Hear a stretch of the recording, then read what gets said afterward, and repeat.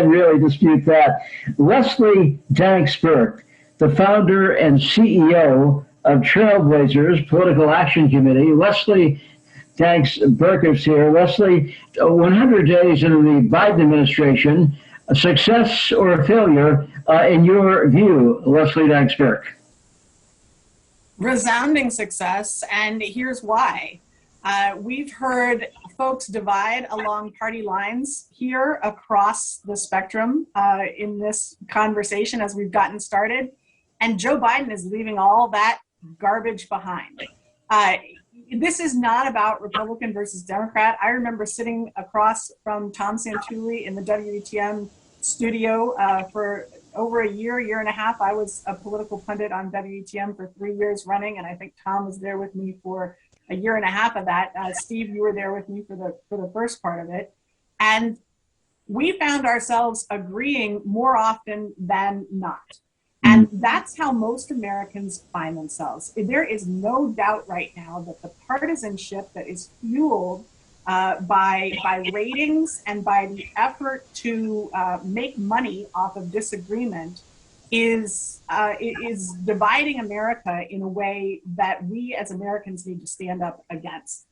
If we stop talking about Republican or Democrat, we can recognize as a community that most Americans agree wealthier citizens get more liberty and justice. No doubt about that. If you have more money, you get more liberty and you get more justice in this country. The left and the right can agree on that. Government spends inefficiently. There's no doubt about that. You look at our school systems, you look at our bridges and roads, you look at any government program, it's spending inefficiently. No doubt. Americans can agree across the board on that. And fixing corruption fixes everything. We can agree on those things. And if we can agree on those three principles and we can stop casting blame at each other based on Democrat or Republican, it is amazing what we could achieve. And Joe Biden is stepping up to lead that charge. And he made that abundantly clear last night.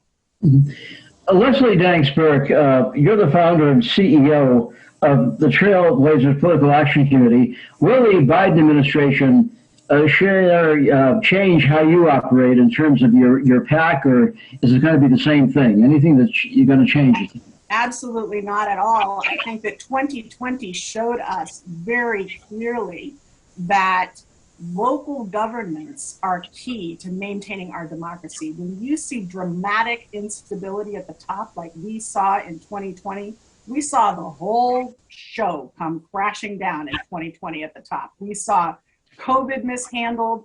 We saw an insurrection on January 6th where Americans were trying to storm the Capitol to undo the results of a Democratic election.